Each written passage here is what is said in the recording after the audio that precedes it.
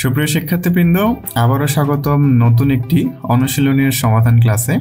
আজকে আমরা সমাধান করব আইসিটি নবম দশম শ্রেণীর যে আইসিটি বইটি রয়েছে সেটির চতুর্থ অধ্যায়ের যে এমসিকিউ রয়েছে সেগুলো সমাধান করার চেষ্টা করব। আচ্ছা, 1 নম্বর কি বলেছে, কোন ডকুমেন্ট টেমপ্লেট আকারে সংরক্ষণ করা হয় কেন? আচ্ছা, টেমপ্লেট জিনিসটা কি?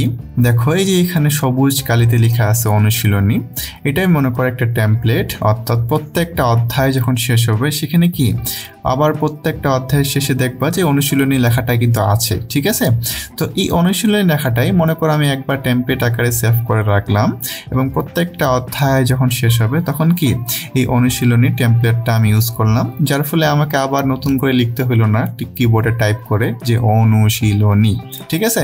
আমাকে কালারও চুজ করতে হলো না, আমি একটা সবুজ কালার দিয়ে অনুশীলনী লিখে একটা টেমপ্লেট আকারে ক্রিয়েট করে রাখলাম। আচ্ছা, তাহলে আশা করি তোমরা বুঝতে পেরেছো যে টেমপ্লেট জিনিসটা কি।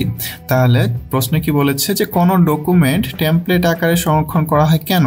তাহলে টেমপ্লেট আকারে সংরক্ষণ করার মেইন কারণটা কি? অবশ্যই বারবার ব্যবহার করার জন্য, তাই না? আচ্ছা, 2 নম্বর দেখো কি বলেছে, কোনো ডকুমেন্ট প্রথমবার সংরক্ষণ করতে কোনটি ব্যবহার করা হয়? আচ্ছা, যখন আমরা কোনো ডকুমেন্ট সংরক্ষণ করতে যাব তখন আমাদের কি করতে হবে? ডকুমেন্টটাকে সেভ করতে হবে, তাই না? তাহলে সর্বপ্রথম আমাদের করতে হবে সেভ। আচ্ছা, 3 নম্বর, স্প্রেডশিট বিশ্লেষণ ব্যবহার করে আমরা কি কি করতে পারি? লেখালেখি সহজ করা যায়, সূত্র ব্যবহার করা যায়, উপাত্ত বিন্যাস করা যায়। সঠিক উত্তর হইল 2 এবং 3। স্প্রেডশিট ব্যবহার করে আমরা সূত্র ব্যবহার করতে পারি, যেরকম বিভিন্ন ম্যাথামেটিক্যাল জিনিস, যেরকম আমরা একটা সিলেক্ট করে দিলাম যে এই রোতে অর্থাৎ এই লাইনে যতগুলো সংখ্যা রয়েছে সবগুলোর একটা যোগফল বের করে দাও। স্প্রেডশিট কিন্তু আমাদের সেই যোগফল বের করে দিবে। এটাই কি সূত্রের ব্যবহার। উপাত্ত বিন্যাস, স্প্রেডশিটে আমরা কি করি?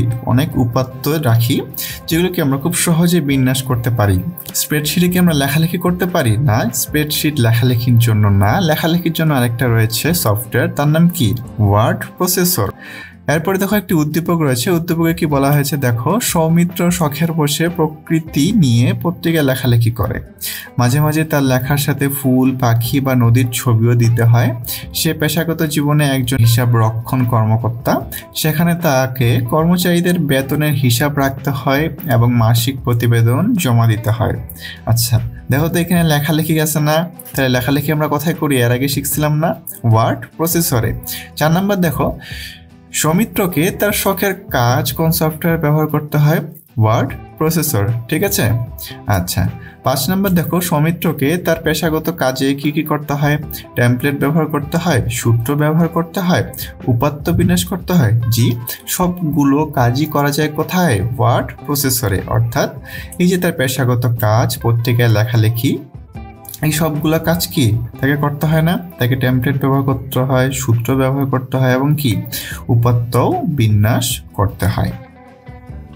সো এই ছিল আমাদের চতুর্থ অধ্যায়ের আলোচনা। এই আলোচনা কমপ্লিট করলে তোমরা পঞ্চম অধ্যায়ের অনুশীলনীর সমাধান ক্লাসটার দিকে অগ্রসর হও এবং আমাদের এই আয়োজন তোমাদের কেমন লাগতেছে একটু কমেন্ট করে জানাতে ভুলবে না। দেখা হচ্ছে এরপরের ক্লাসে।